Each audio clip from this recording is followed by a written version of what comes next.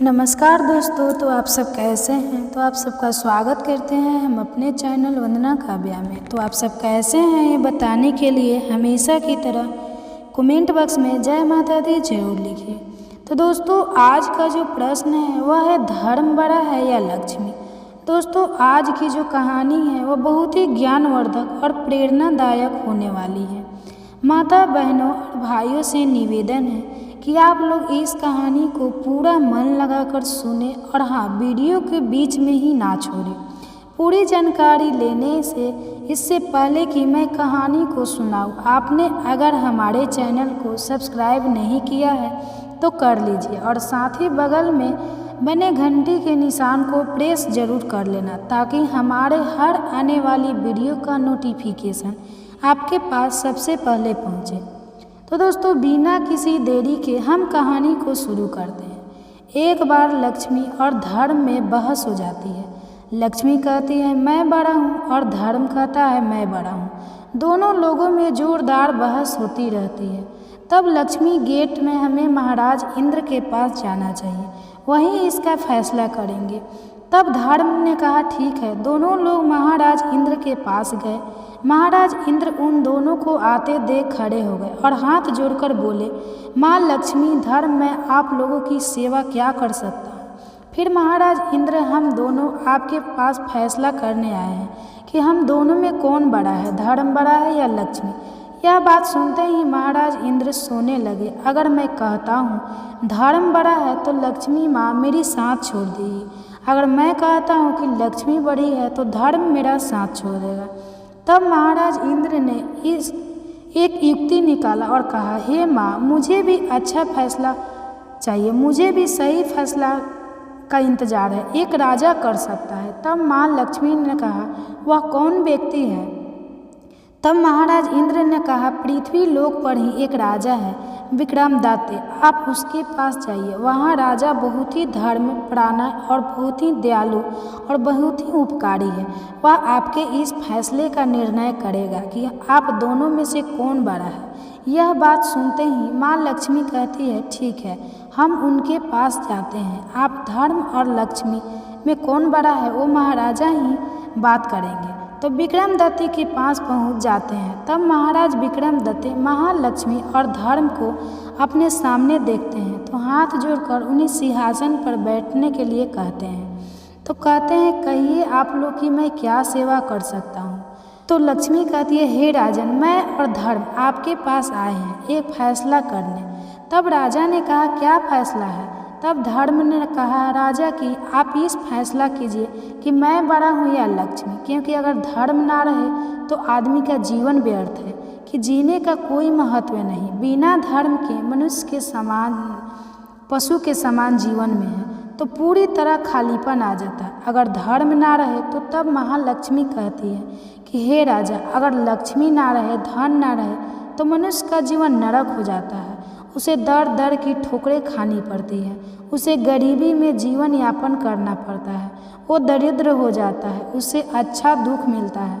तब राजा विक्रमदत्त ने उन दोनों लोगों का बात सुना और फिर उन्होंने कहा, ठीक है, मैं आप दोनों लोग की बात को ध्यान से सुनता हूँ और समझता हूँ। इसलिए तब राजा विक्रमदत्त ने सोचा कि अगर मैं महालक्ष्मी को माना करता हूँ, कहता हूँ कि नहीं मुझे धर्म बड़ा है, तो आप नहीं, तब महालक्ष्मी मेरा साथ छोड़ देगी, मुझे से रुष्ट हो जाएगी। अगर मैं यह कहता हूँ कि लक्ष्मी बड़ी है, तब धर्म मेरा साथ छोड़ देगा, जो कि मेरे लिए अत्यंत प्रिय है। मेरा घर नहीं, मेरे लिए सब कुछ है। तब अंत में आकर महाराजा ने ध्यान से कहा और कहा कि आप दोनों ध्यान से सुनिए, मेरे लिए धर्म बहुत ही महत्वपूर्ण है। धन से श्रेष्ठ धर्म है, क्योंकि अगर धर्म ना हो तो व्यक्ति के जीने का कोई महत्व नहीं, उसके जीवन में कोई रस नहीं रहता। अगर धर्म ना हो तो वह मनुष्य पशु के समान होता है, उसके मानक यानी में जन्म लेने का कोई फायदा नहीं। एक बार के लिए अगर धन ना हो तो भी आदमी जीवित रह सकता है, वह गरीबी में जीवन यापन कर सकता है। धन ना रहे तो भी मनुष्य रूखी सूखी जो भी कुछ खा कर रह सकता है, अपना जीवन गुजर बसर कर सकता है। लेकिन अगर धर्म ना हो तो व्यक्ति के जीने का कोई महत्व नहीं है। इसलिए मैं धर्म को चुनता हूँ। मेरे लिए धर्म ही बहुत बड़ा है। राजा विक्रमदत्त की बात सुनकर महालक्ष्मी बहुत ही क्रोधित हो जाती है और कहती है, राजन, तुम्हें अपने आप पर बहुत घमंड है। तुमने मेरा आदर किया, तुमने धर्म को चुनाव इसलिए किया। मैं से दूर हो जाती हूँ, आज के बाद तू कंगाल हो जाओगे। यह कहते ही महालक्ष्मी वहाँ से चली जाती है। राजा विक्रमदत्त का साथ छोड़ देती है और धर्म महाराजा विक्रमदत्त के साथ हो जाता है। तब देखते ही देखते कुछ दिन में राजा विक्रमदत्त एकदम से कंगाल और एकदम से गरीब हो गए थे। कंगाल हो गया था, लेकिन उनका एक घोड़ा था और तलवार शेष बच गया था। अब राजा विक्रमदत्त सोचते हैं, मेरा यहाँ रहने का कोई महत्व नहीं है, मुझे यहाँ से आगे चलना चाहिए। विक्रमदत्त घोड़े पर सवार होते हैं और तलवार लेकर आगे निकल जाते हैं। रास्ते में जाते जाते उन्हें ध्यान आता है कि रास्ते में मेरी बहन है और मुझे बहुत तेज भूख लगी है और मुझे विश्राम की भी आवश्यकता है। इसलिए उन्होंने सोचा कि मैं अपने बहन के पास रुककर कुछ खा पी लूँ और विश्राम कर लूँ, फिर आगे का सफ़र तो करूँगा। तब राजा विक्रमदत्त अपनी बहन के महल के पास जाते हैं और सोचते हैं। तब उसे महल के पहरेदार और सैनिक विक्रमदत्त के बहन के पास जाते हैं और कहते हैं कि आपका भाई आपसे मिलने आ रहा है। उस बहन ने पूछा है कि मेरा भाई किस हालात में आ रहा है। उन सैनिकों ने कहा कि हे महारानी, आपका भाई घोड़े पर सवार है और फटेहाल हालत में आ रहा है। उसके कपड़े गंदे हैं, मैल है और फटे हुए हैं। यह बात सुनते ही राजा विक्रमदत्त की बहन ने कहा, तुम उसे घोड़े के अस्तबल में रुकने को कहना, वहीं पर उसके बैठने और विश्राम करने की व्यवस्था कर दो। मैं कुछ देर बाद आई हूँ। तब राजा विक्रमदत्त अपने बहन के महल के अंदर पहुँचने होते हैं। तब दरबारी ने और सैनिकों ने उन्हें अस्तबल में ठहराया, जहाँ घोड़े बंधे हुए जाते हैं, जहाँ घोड़ा के रहने की व्यवस्था होती है। महाराज विक्रमदत्त देखते हुए भी कुछ नहीं बोलते हैं, चुपचाप बैठते हैं और अपने बहन के आने का इंतज़ार करते हैं। जब उनकी बहन उनके पास आई तो तूने खाने के लिए एक सूखी रोटी लेकर आई। यह देखते ही महाराज विक्रमदत्त की आंखों में आंसू आ जाते हैं, लेकिन तो भी वो कुछ नहीं करते हैं और कहते हैं, बहन तुम रोटी को ले जाओ, तुम रोटी ले आई हो लेकिन पानी ले आओ, मुझे प्यास लगी है। अब विक्रमदत्त की बहन पानी लेने के लिए जाती है और वो राजा उसे रोटी को ज़मीन के अंदर गड्ढा खोद के उसमें डाल देता है और कहता है, धरती माँ इसे सही सलामत इसी प्रकार रखिएगा। मैं फिर से एक बार आऊँगा और आपसे इस रोटी की मांग करूँगा तो आप मुझे दे दीजिएगा। धरती माँ उसे उसने अंदर समाहित कर लिया।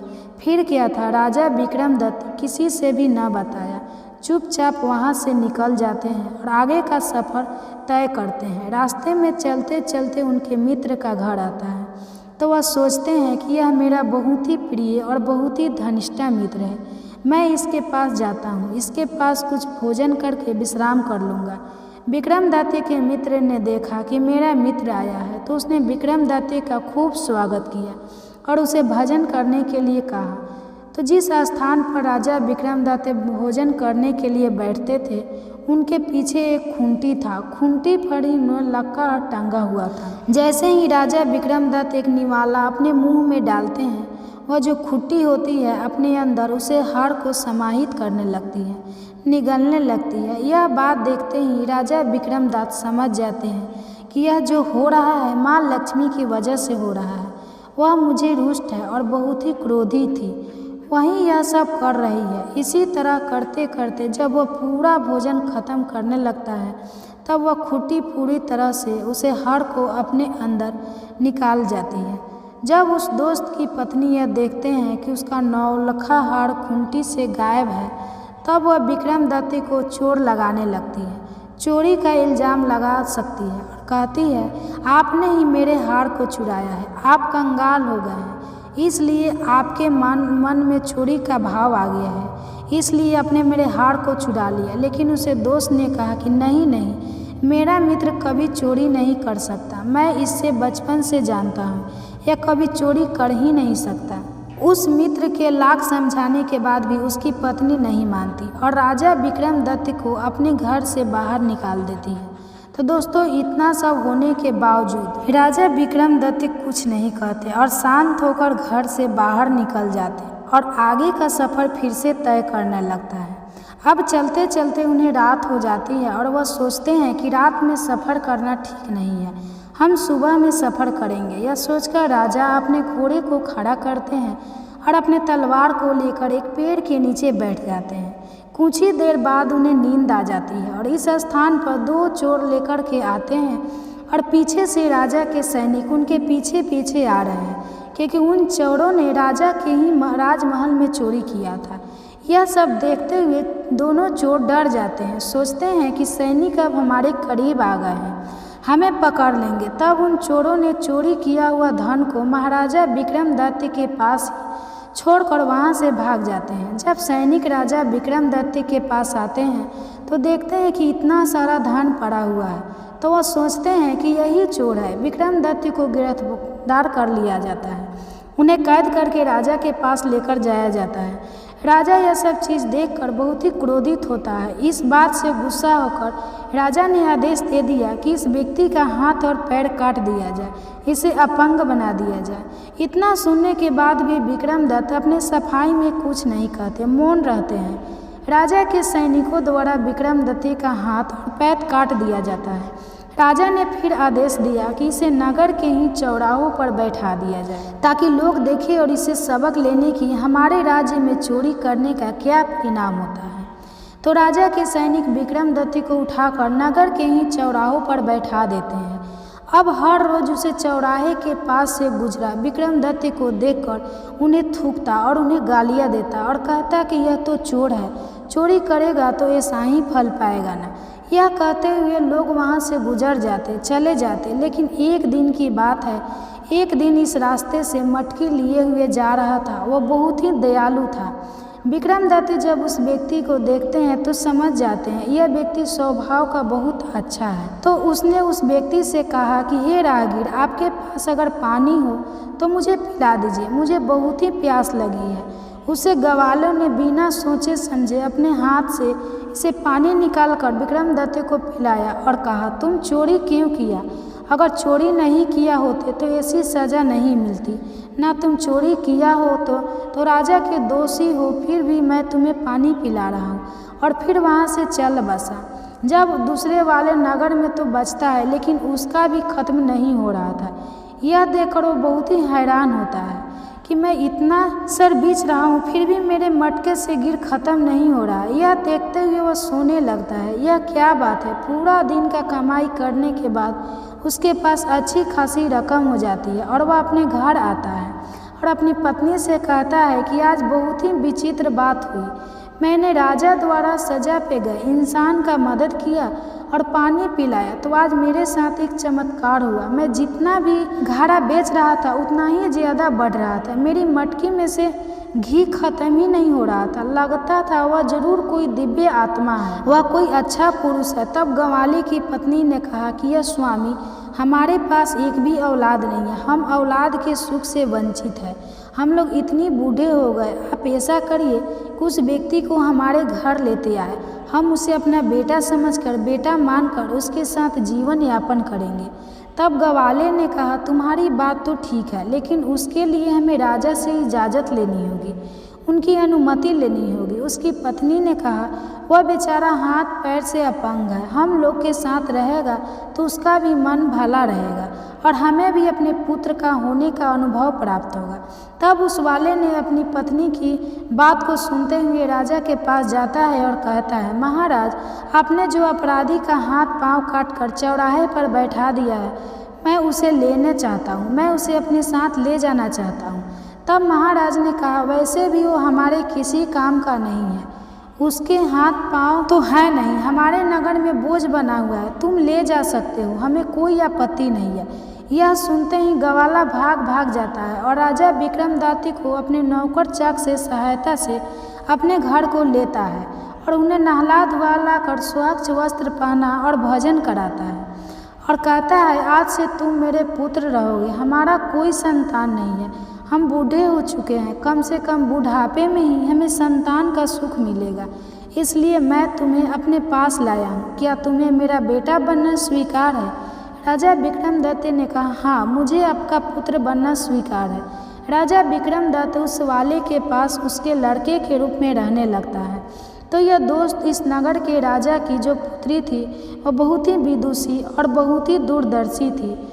वह जब भी गाया करती थी दीपक जल जाया करते थे, इसलिए हर शाम को वह गाना गाते तो पूरे नगर में दीप जल जाते और रात्रि हो जाती। तब वो राजा उस ग्वाला के पास रहते रहते वो बहुत बड़ा धनिक आदमी और राजकुमार बन जाता है।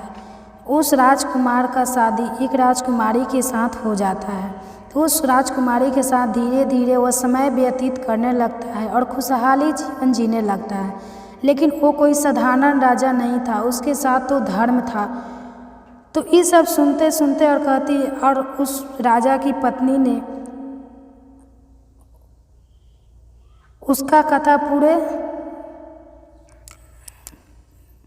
संसार में सुनाती कि मेरा पति कोई आम व्यक्ति नहीं है, वह राजा विक्रमदत्त है।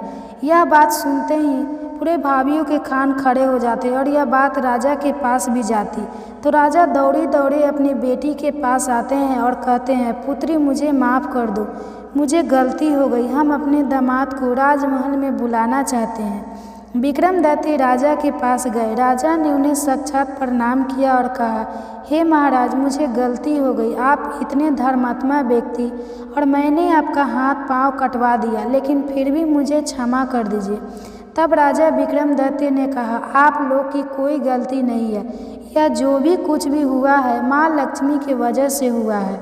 वो मुझसे रुष्ट होने की वजह से ये सब हुआ, इससे आपका कोई दोष नहीं है। अब फिर क्या था, राजा ने अपने दामाद का बहुत ही सेवा सत्कार किया और अपनी बेटी दामाद को अपने साथ ही कुछ दिन महल में रखा।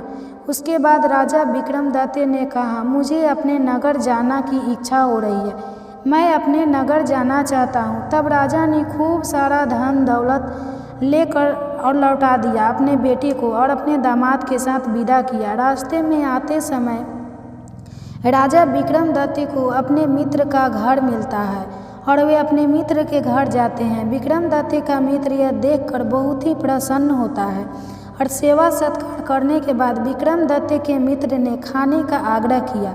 जब खाना लाया जाता है, खाना खाते समय पहले मुंह में डालते ही वह खुद ही धीरे धीरे हीरा उगलने लगती है। तो वह उस मित्र की पत्नी हाथ जोड़कर बैठ जाती है, कहती है, हमें माफ़ करना, हमने सोचा आपने हार को चुराया है। यह नौलाखा हार तो खूंटी पर ही था, खूंटी ही निकल गई थी। मुझे माफ़ करिए, मैंने आपको चोर कहा, अपने घर से निकाल दिया। तब विक्रमदत्त ने कहा, इसमें आपकी भी कोई गलती नहीं है। यह जो कुछ भी हुआ मति भ्रमण के कारण हुआ। माँ लक्ष्मी मुझसे रुष्ट थी, इसलिए हुआ है।